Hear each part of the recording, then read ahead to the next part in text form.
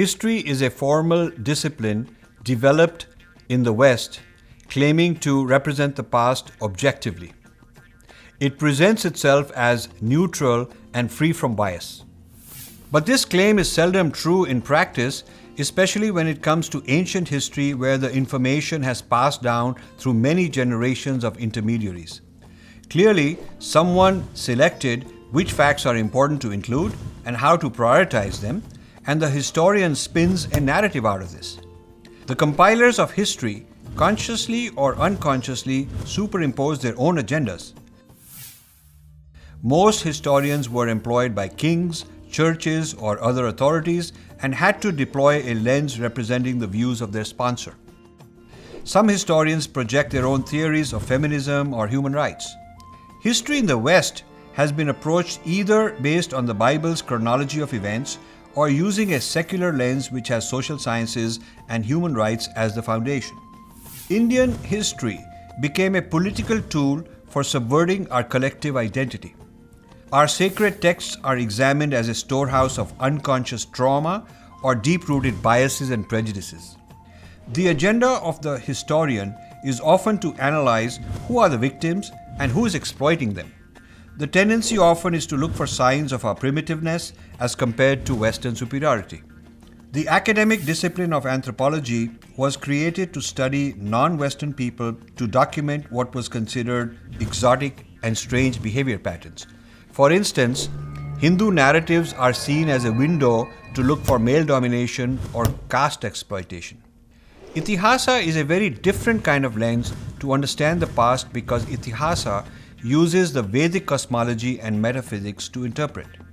The purpose of Itihasa is to teach to the masses the truths of the Vedas in a user-friendly way. Itihasa must be contextualized for a given time and place to teach the principles of life. The lens to study Itihasa must be Vedic and cannot be biblical or Marxist or postmodernist or subalternist. Please note that the field of history does not have anything equivalent to Vedas to provide a robust framework for interpretation. The metaphysical assumptions and values used are arbitrary and up for grabs.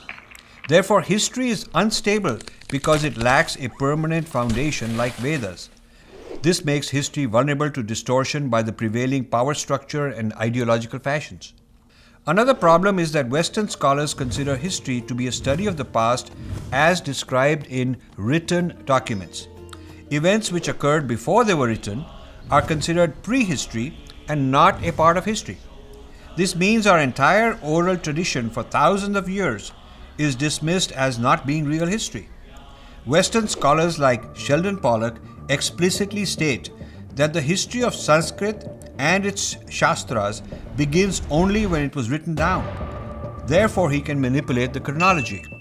By translating Itihasa as history and applying their lens of history, they've been able to distort our texts.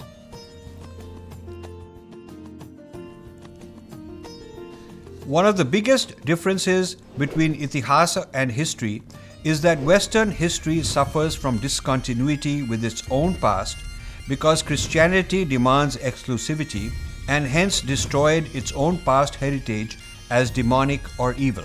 Christianity destroyed the past, which was demonized as pagan and infidel.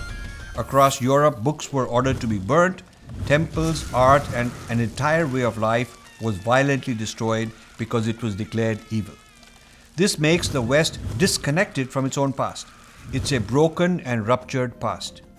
But we Indians cherish our past as our sacred heritage, no matter how far back we go.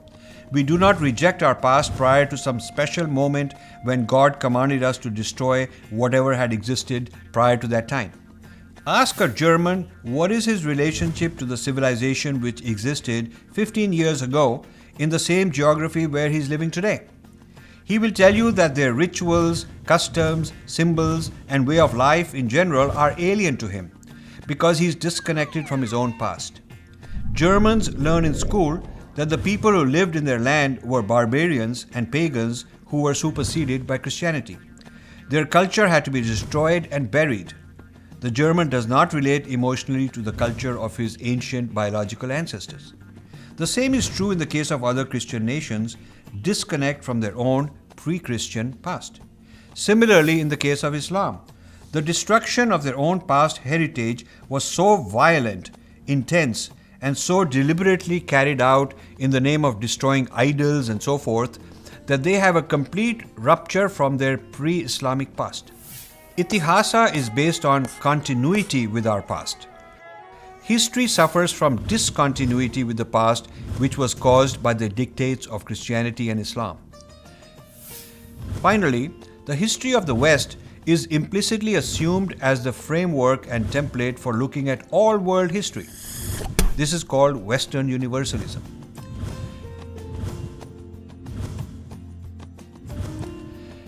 We should discuss our Itihasa as the foundation to build our education system. On top of that platform, we should study all the histories and mythologies of all civilizations around the world. Please do not allow our gurus or other leaders to blindly copy the methodologies used in history for studying and distorting our Itihasa.